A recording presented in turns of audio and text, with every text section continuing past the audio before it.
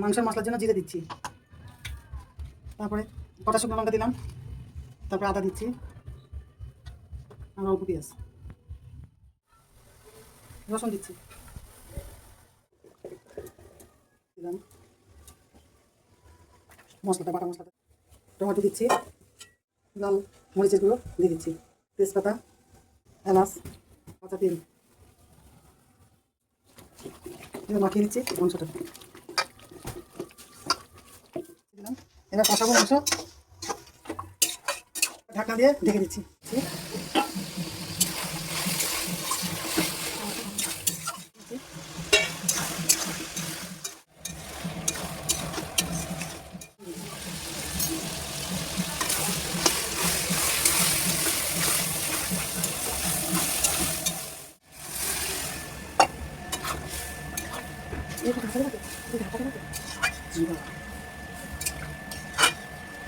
একটু ঢেকে দিচ্ছি।